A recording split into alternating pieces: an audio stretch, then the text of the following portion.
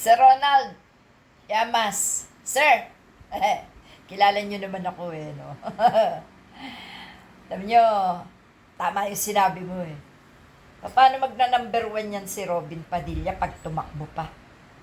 Ngayon pa lang number one na siyang bobo at tanga.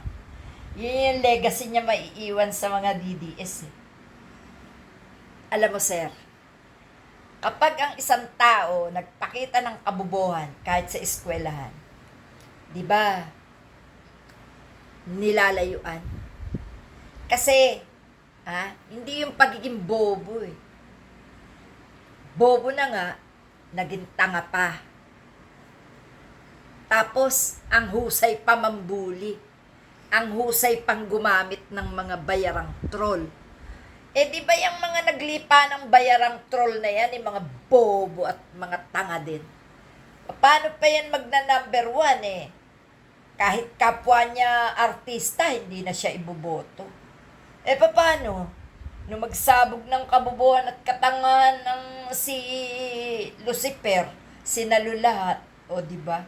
Ganyan din yung mga DDS Kaya sir, hayaan mo lang. Tawanan mo lang. Ang sabi, para daw gumanda kang lalaki. Bakit? Siya ba magandang lalaki? Di ba yung mata niya parehong kaliwa? Naku naman. Hindi sa pamimintas, nagsasabi tayo ng katotohanan. Kasi mga pintasero din Hindi ba, porke ba artista ka, Robin, gwapo ka na? Mahiya ka, no? Alam mo ba kung ano lang ang pinapanood sa'yo nung ikaw ay artista? Yung pagiging maangas mo. Kinatutuwaan lang yung pagiging maangas mo. Pero ang katotohanan, ginamit mo rin hanggang sa totoong buhay. Nag-angas-angasan ka. Aminin mo. Gagasili ka lang. Anong ipagyayabang mo? Galing nyo talagang mga DDS. Wala kayong ginawa kundi mambuli, mamintas, magmagaling, no? Wala na. Kahit ilang, siguro, makakakuha ka ng boto, yung ilang pirasong DDS na nagpakatrol pa.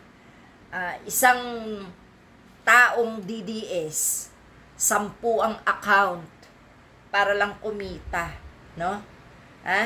Yung mga nandudurog sa aking sariling page, durog din kayo ngayon. Pagtanggol niya ang inyong si Robin Padilla.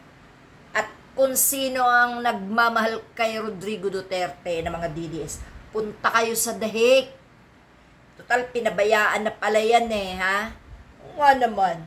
Sino bang anak na walang hiya magtsatsaga sa magulang na nakakulong? 'Di ba? Walang hiya Kaya syempre, ano pang pakinabang sa tatay nila? Wala na. So mga DDS, sorry na lang kayo. Ang inyong Robin Padilla, kayo na lang ang botante at ang dapat itawag sa inyo ay bobotante. No, 'di ba? Kapag may bumoto pa kay Robin Padilla, talagang bobotante na. No? Okay. Sige. Yan lang po, Sir Ronald.